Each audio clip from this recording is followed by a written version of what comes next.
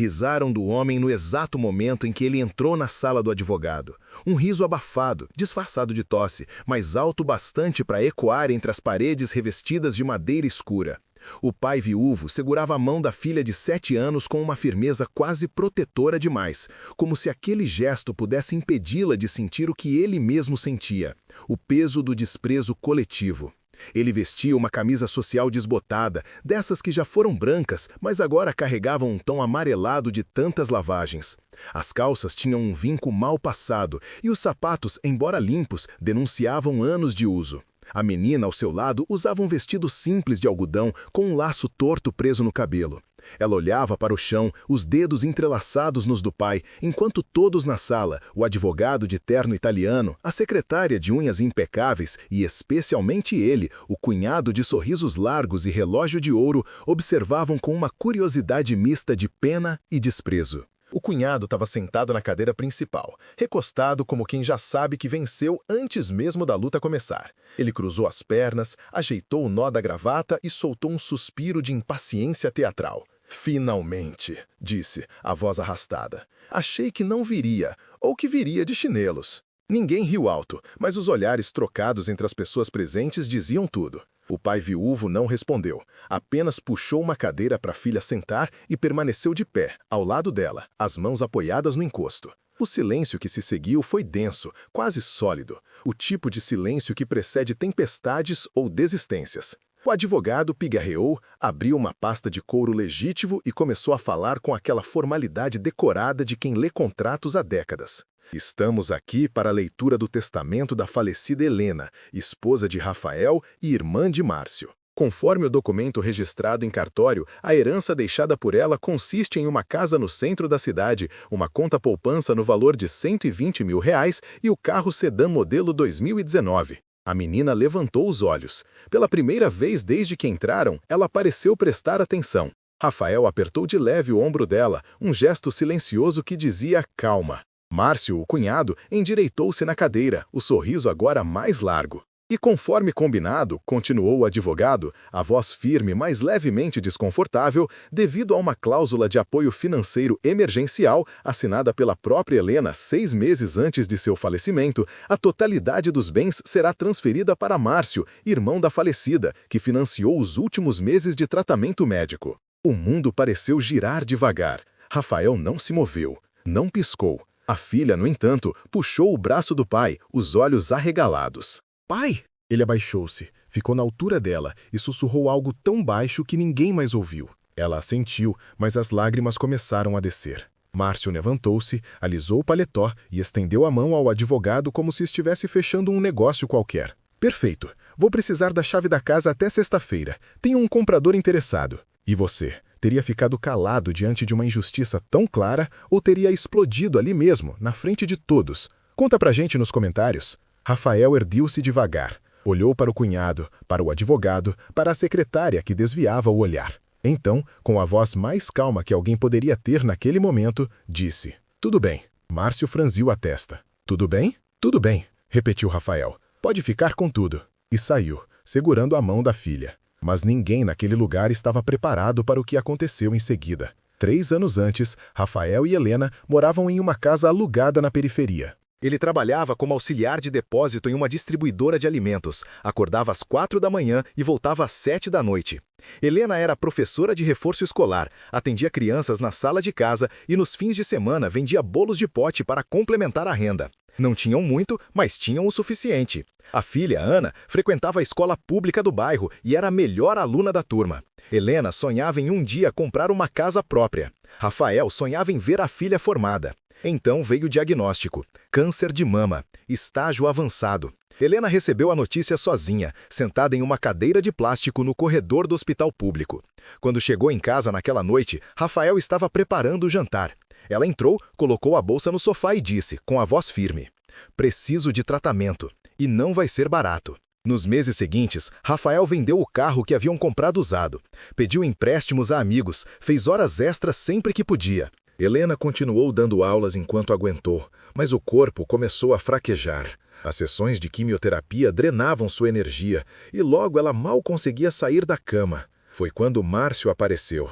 Ele chegou em um carro importado, vestindo um terno que custava mais do que Rafael ganhava em 6 meses. Entrou na casa como quem visita uma favela, olhando ao redor com uma mistura de curiosidade e desprezo mal disfarçado. Helena, você não pode continuar assim, disse, sentando-se na ponta do sofá como se tivesse medo de sujar a roupa. Eu posso ajudar. E ajudou. Pagou as contas do hospital particular, bancou os melhores médicos, cobriu os custos de exames caros e medicamentos importados, mas cada pagamento vinha com um lembrete sutil. Família cuida de família, não é, Helena? E então, 3 meses antes de morrer, Helena assinou um documento. Márcio levou o papel até o quarto dela, colocou uma caneta na mão trêmula da irmã e disse, com a voz mansa, é só uma garantia. Caso algo aconteça, você quer ter certeza de que estou protegido, não é? Afinal, investi tanto em você. Helena assinou. Rafael nunca soube, ou melhor, nunca perguntou. Ela morreu em uma terça-feira, às 3 da manhã, com a mão de Rafael segurando a dela. Ana dormia no sofá do hospital, enrolada em um cobertor fino.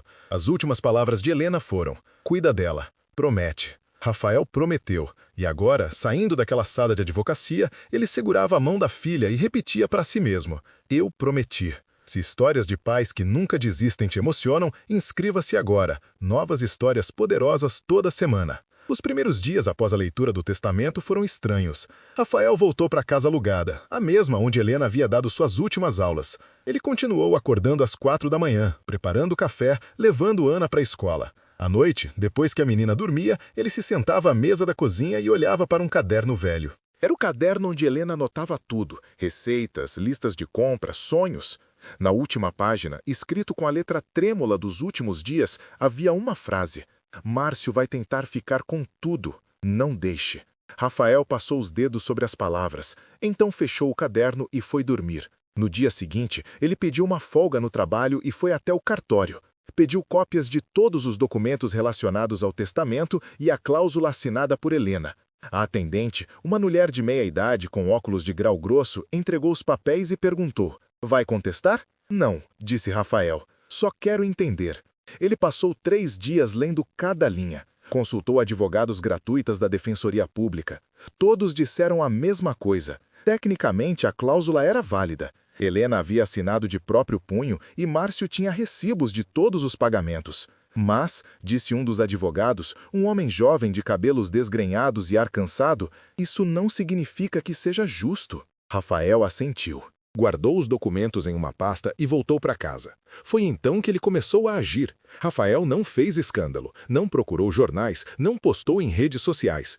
Em vez disso, ele fez algo muito mais simples. Começou a conversar. Primeiro, procurou os vizinhos de Helena. As mesmas pessoas que ela ajudou durante anos, dando aulas gratuitas para crianças carentes, emprestando dinheiro quando alguém passava aperto, levando comida para quem estava doente. Vocês sabiam que a Helena tinha um irmão? Perguntou, sentado na sala da Dona Neuza, uma senhora de cabelos brancos que havia sido aluna de Helena na juventude.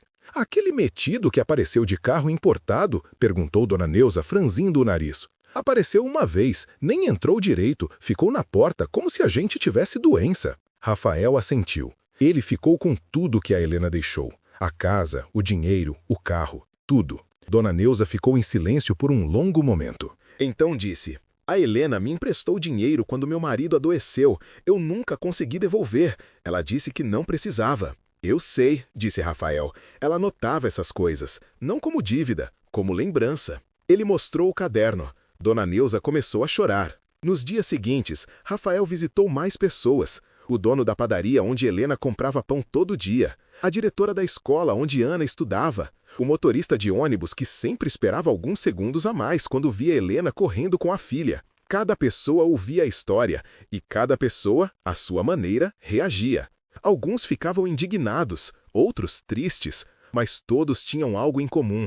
Lembravam de Helena com carinho. E foi então que começou a se espalhar. Márcio estava na academia quando recebeu a primeira ligação. Era o corretor de imóveis. Sobre a casa da sua irmã, tivemos um problema. Que tipo de problema? Os vizinhos estão dizendo que a casa tem uma dívida emocional, que foi construída com a ajuda da comunidade, que você não tem direito moral de vendê-la. Márcio riu. Dívida emocional? Isso não existe. Pode não existir legalmente, disse o corretor com cautela, mas o comprador desistiu. Disse que não quer comprar uma casa com má energia. Márcio desligou irritado. No dia seguinte, ele foi até a casa para avaliar o imóvel pessoalmente. Quando chegou, havia um grupo de pessoas na calçada. Não estavam protestando, não gritavam, apenas estavam lá, sentadas em cadeiras de plástico, conversando. Dona Neuza acenou para ele. Bom dia. Márcio ignorou e entrou na casa. Dentro tudo estava como Helena havia deixado. Os móveis simples, as cortinas desbotadas, as fotos na parede. Márcio caminhou pelos cômodos, avaliando o que poderia ser vendido separadamente. Foi então que viu sobre a mesa da sala uma carta. Ele reconheceu a letra de Helena. Com as mãos trêmulas, abriu o envelope. Márcio, se você está lendo isso é porque conseguiu o que queria. Não vou te julgar, você sempre foi assim. Desde criança você acreditava que o mundo devia algo a você. E talvez deva. Talvez a vida tenha sido injusta com você de maneiras que eu nunca entendi. Mas quero que saiba de uma coisa, o Rafael não é como você. Ele não vai brigar, não vai gritar, não vai te processar. Ele vai fazer algo muito pior. Vai te mostrar quem eu era. E quando as pessoas souberem, você vai entender o que realmente perdeu. Não é a casa, não é o dinheiro. É o respeito. Com amor, Helena. Márcio amassou a carta e jogou no lixo. E você? Lutaria até o fim ou aceitaria calado como fizeram com ele? Escreve aí nos comentários. 2 semanas depois, Márcio desistiu de vender a casa. Não porque quisesse, mas porque ninguém queria comprar. Corretores evitavam atendê-lo. Compradores desistiam de última hora. E sempre havia aquele grupo de pessoas na calçada, apenas observando. Ele tentou vender o carro. Mesmo resultado, tentou sacar o dinheiro da conta. O banco informou que havia uma contestação judicial em andamento. Rafael, com a ajuda da Defensoria Pública, havia encontrado uma brecha. Helena assinou a cláusula sob coação emocional, em um momento de vulnerabilidade extrema. O processo levaria meses, talvez anos. Mas Márcio começou a sentir algo que nunca havia sentido antes: vergonha. Não a vergonha pública e escandalosa, mas aquela vergonha silenciosa, que vem quando você percebe que está sozinho em uma sala cheia de gente.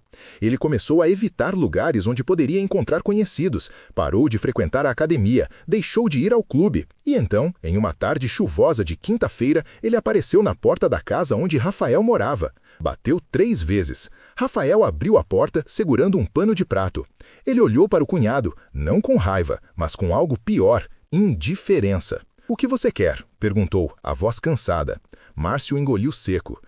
Eu vim devolver. Devolver o quê? Tudo. Rafael ficou em silêncio. Então deu um passo para trás e disse: entre. Márcio entrou na casa simples. Ana estava na sala, desenhando. Ela olhou para ele, mas não disse nada. Apenas voltou a desenhar. Rafael ofereceu café. Márcio aceitou, mas mal tocou na xícara. Eu não sabia, começou Márcio, a voz baixa. Não sabia que ela era... que as pessoas se importavam com ela, completou Rafael. Márcio assentiu. Eu sempre achei que dinheiro era o que importava, que ter bens, ter status, que isso era ser alguém. Rafael tomou um gole de café. E agora? Agora eu sei que eu não sou nada. Houve um silêncio longo. Ana parou de desenhar e olhou para os 2 homens. Então, com a voz fina de criança, perguntou: você conhecia minha mãe? Márcio virou-se para ela. Pela primeira vez em anos, ele sentiu algo se quebrando dentro do peito. Conhecia. Ela era minha irmã. Ela era boa? Márcio fechou os olhos. Ela era a melhor pessoa que eu conheci. Ana voltou a desenhar. E Márcio, pela primeira vez em muito tempo, chorou. Nos meses seguintes, Márcio devolveu tudo. Transferiu a casa de volta para o nome de Rafael. Repassou o dinheiro. Entregou o carro. Ele não fez isso publicamente. Não quis redimir sua imagem. Fez porque, pela primeira vez, entendeu o que Helena tentou ensinar durante toda a vida: que algumas coisas não têm preço. Rafael nunca agradeceu. Não porque fosse rancoroso, mas porque não havia o que agradecer. Ele apenas aceitou de volta o que sempre deveria ter sido dele. E Ana, a menina que viu o pai permanecer digno mesmo na humilhação, cresceu entendendo algo que poucas pessoas aprendem: que a verdadeira força não está em gritar, mas em saber quando ficar em silêncio, e em confiar que a verdade, mais cedo ou tarde, sempre encontra seu caminho. Naquele dia, Rafael não ganhou uma fortuna, mas recuperou algo que ninguém poderia tirar: o respeito de quem amava Helena. E o respeito de si mesmo, porque ele não precisou se vingar, apenas precisou lembrar as pessoas de quem Helena era. E isso, no final, foi mais poderoso do que qualquer batalha judicial. Se essa história te tocou, inscreva-se agora para ouvir mais relatos reais de coragem e amor todas as semanas. E clique no vídeo da tela para assistir o próximo, com uma reviravolta tão intensa que você nunca vai esquecer.